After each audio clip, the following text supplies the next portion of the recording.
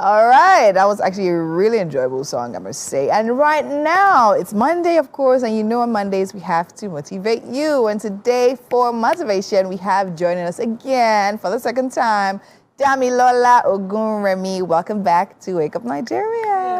Hello, good morning. Good morning. How are you today? You seem very at home, right? Very relaxed. I have to do that before you tell me you're going to bite me over. Amazing. Okay, it's definitely amazing having you back. Yes, and now today we're having a very important conversation, right?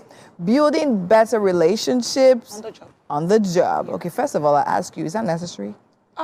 Hey, okay, let me I just said I should ask. Somebody said I should ask. Okay, let me tell you, building better relationships is essential for success in the workplace. Really? Okay, Yes. explain. A workplace with strong relationships will produce more productivity, to enjoy more productivity. The place is enjoyable to work, and ultimately, there will be more success in such a place. Okay, yeah, you say so. Now you say relationship. No. Some people are thinking of another thing now. No, I'm going to break it down. Yes. I'm going to break it down. Okay, break it down. What type of relationships are you talking about? So, if you can just let me say. Okay, let me say it this way. Of course, maybe on the show, one of those days, we'll talk about how to manage romantic relationship on the job as well. Should we be having a romantic relationship on the job? That's what it happens. Okay. You know that. Okay, so back to what we're talking about. There's a relationship you will have. But the relationship you have with your team lead will affect the relationship you have. So we're talking about professional relationships. Professional relationships, yes. Okay. The relationship, there are 4 cardinal relationships you will have on the job. Okay. Or 3 or so. The relationship you have with your direct team lead will affect the relationship you have with the top management. Then the relationship you have with your colleagues also will affect the relationship you have with your team lead. Then the relationship you have with people you don't consider important, the domestic staff. It's essential. Okay. Let me quickly tell you a story. Okay. I was a big pharmaceutical companies many years ago. They want to send one of their employees outside the country to represent them. And do you know whom they met rather, to conduct the interview, to find out about this particular employee? It was the domestic staff that called together.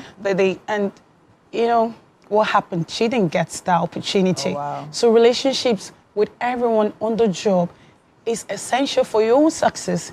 I mean, not just the success of the whole company, but for your own success as well. Okay, so let's start with you gave us 3 cardinal relationships, right? Yes. Let's start from your supervisor, management, and you. So how do you cultivate this? Let me just say, generally, business etiquette suggests that you greet everyone on job. Hi, good morning. You don't say, oh, because we don't work in the same department, I don't greet you when I see you. Hi, good morning, then you smile.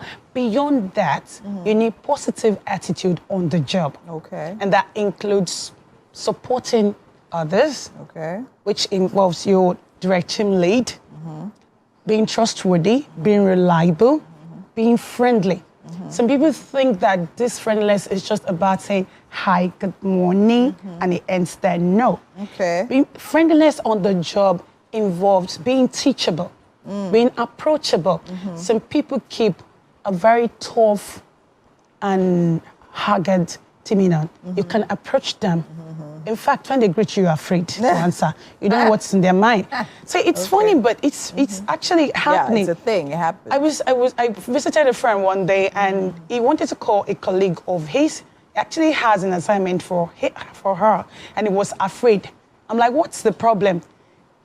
He said, you see, this woman got to my company she's been there for 40 years, and she has never left her position. He said that he met her in that company. What's the problem? The problem is that she's not approachable. She's not friendly. In fact, the reason why she's still in that establishment is because the CEO is all these soft-hearted people. I said, why? He said, oh, the man, she has problems. She's the one taking responsibility for her family, sending her children to school. That's the reason why she's on the job. Okay, so I have this question for you, right? So now there are several scenarios, right, in different offices, right? Some people, especially in Nigeria, we like social. We like to be sociable. Yes. You understand? And then now I've had this conversation with a number of people. Okay, should we prioritize fostering relationships